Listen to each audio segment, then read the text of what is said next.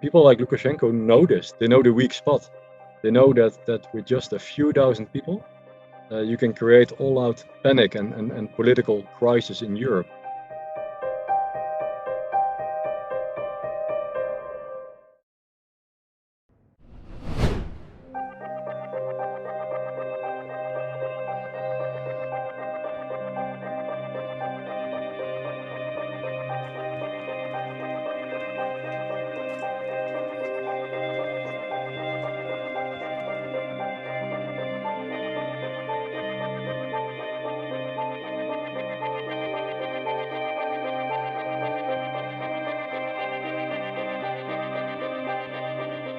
I think the EU's responsibility in this situation or any other migratory situation or situation where numbers of refugees and migrants are coming towards the European borders is to uphold its moral and legal obligations, which in this case means uphold people's right to seek asylum and to apply for asylum when they reach the European borders. And I think that's what is so concerning at the moment at the Polish-Belarus border, but we've seen it elsewhere as well, is that this is infringing on restricting people's ability to seek asylum. I think, first of all, I don't really see it as a migrant and refugee crisis because the numbers are relatively low. We are talking about, I mean, nobody really knows, but possibly up to 20,000 people from several countries of origin made it to Belarus. Several thousands came towards the borders. Some made it, some didn't. So these are relatively small numbers that should be perfectly manageable for a large continent with all the resources that come along with it as the European Union.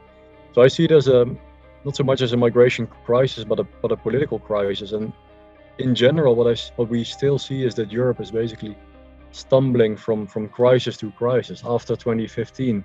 And those numbers were large back in 2015. Then we saw a million people arriving, or over a million people arriving in Europe. Those were really large numbers over a relatively short period of time. Understandably, that led to a certain crisis. Since then, the numbers have been perfectly manageable. We will widen our sanctions against Belarus. We absolutely share the assessment that this is a hybrid attack of an authoritarian regime to try to destabilize democratic neighbors, and this will not succeed. We will protect our democracies. I think the EU is absolutely overreacting to this particular situation, and I think the way they are responding is basically what, in this particular case, all what Lukashenko could have been hoping for, by using the language of a hybrid attack or a hybrid war, saying the bloc is at war or is under attack.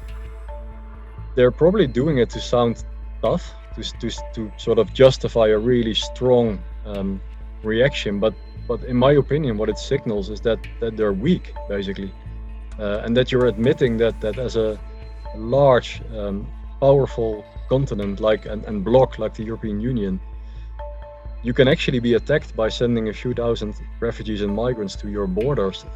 And the EU uses the language of war and hybrid attack, and all that it signals is we don't have it under control.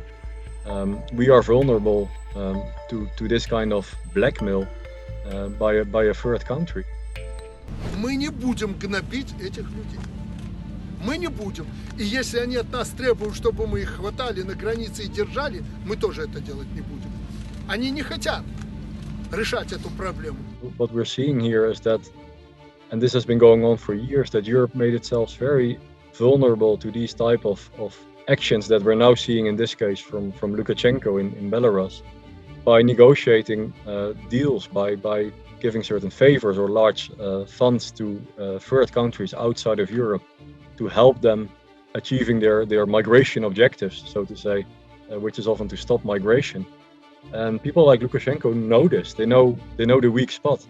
They know that with just a few thousand people, you can create all-out panic and political crisis in Europe, and that's what he's using right now. I mean, we've seen it years ago with Gaddafi, threatening to turn Europe black, so to say. In exchange, he got very considerable large funds of money for his cooperation to stop migration. I think really scaling up a pan-European approach towards asylum processing, fast, efficient but also fair and dignified asylum process, and giving people the right to seek asylum is crucial and should always be upheld.